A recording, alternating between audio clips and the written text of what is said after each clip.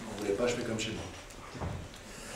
Alors, mesdames, mesdemoiselles, messieurs, chers candidats, bonjour. Tout d'abord, bon courage à tous, bonne chance. J'ai envie de dire que le meilleur gagne. Si possible, moi, ce serait pas plus mal.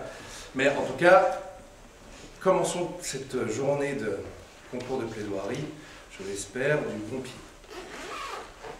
Alors, je suis ici aujourd'hui pour vous parler de quelque chose qui a bouleversé la population annécienne il y a de ça une quarantaine d'années. Un événement qui a été dramatique pour les berges du lac d'Annecy, qui a rassemblé les foules autour des berges notamment de Talloires.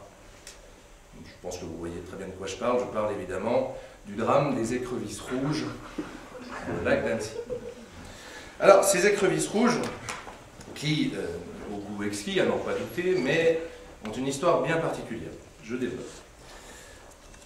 Revenons, faisons un petit flashback, comme diraient nos amis anglo-saxons, en 1972, à l'auberge du Père Bise, restaurant gastronomique réputé des berges du lac d'Annecy, où un jeune stagiaire, un petit peu maladroit, a malencontreusement renversé un seau d'écrevisses rouges dans les égouts de l'auberge du Père Bise, infestant littéralement les égouts et donc le lac, qui était complètement dénué de cette espèce d'écrevisses rouges. Imaginez au drame, au désespoir, imaginez la tête des baigneurs et autres nageurs et autres pataugeurs qui venaient simplement se baigner, tremper les pieds dans l'eau au bord du lac. De se retrouver avec cette espèce de créatures, ces monstres de la nature, ces créations de Satan, ces écrevisses couleur de braise. Ce fut évidemment un véritable massacre, puisque ces écrevisses étaient d'une vivacité redoutable et a complètement massacré, littéralement égorgé l'espèce préexistante dans le lac, qui étaient les écrevisses grises, beaucoup plus petites et tout à fait inoffensives. Donc ce fut évidemment un bain de sang les premières années. Les enquêteurs, les spécialistes chargés de l'enquête à l'époque ont même retrouvé dans les fonds aquatiques, sur une planche de bois, un message où une écrevisse grise dans son dernier souffle avait noté avec son sang ce message: « Omar m'a tué ». J'ai réussi à la placer, je suis content, je pourrais faire une soirée tartiflette. Bon, alors, donc bien évidemment, ce fut un véritable boom pour l'économie gastronomique sur les berges du lac d'Annecy. On vint du monde entier pour déguster ces petites friandises rouges, couleur de braise comme je le disais tout à l'heure. Donc bien évidemment, il y a eu la gastronomie, il y a eu également la pêche et la baignade.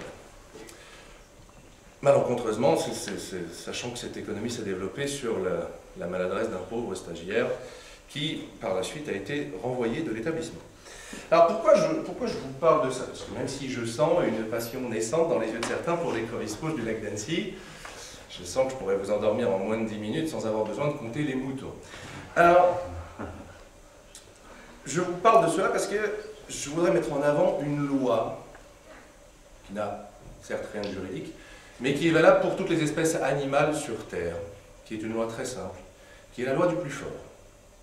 La loi du plus fort, les écrevisses rouges, les écrevisses grises, qui s'entretuent littéralement. Alors, pourquoi la loi du plus fort? Tout simplement parce que quel est le meilleur ambassadeur pour la loi du plus fort que le roi des animaux, le lion?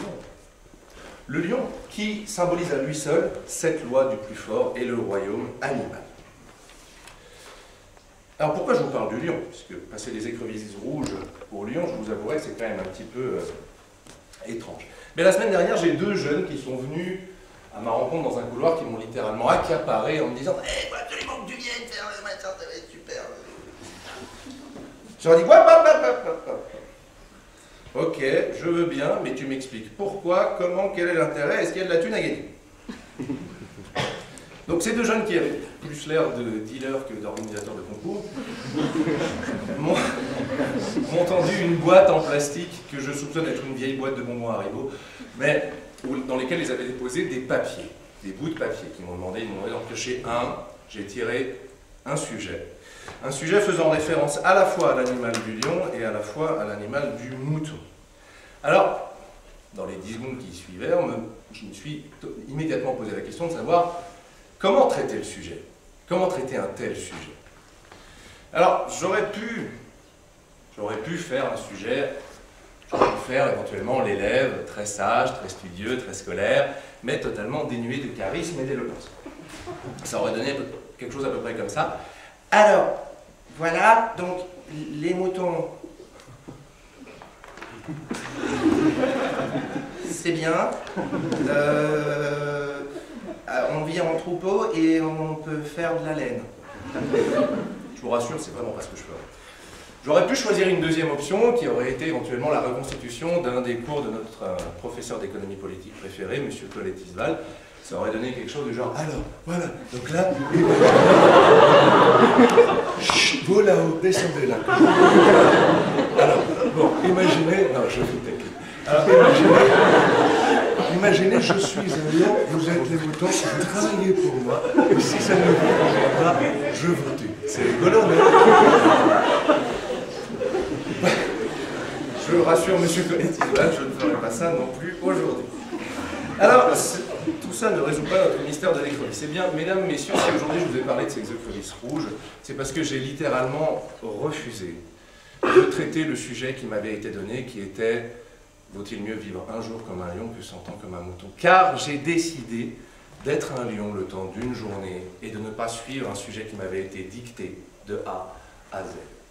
Alors, même si je sens encore cette petite passion pour ces petites bêtes rouges naître dans vos yeux, il faut bien avouer que quand j'ai donné le sujet à mon vieux père, quand je lui ai parlé de ce sujet, il m'a répondu « Ouais,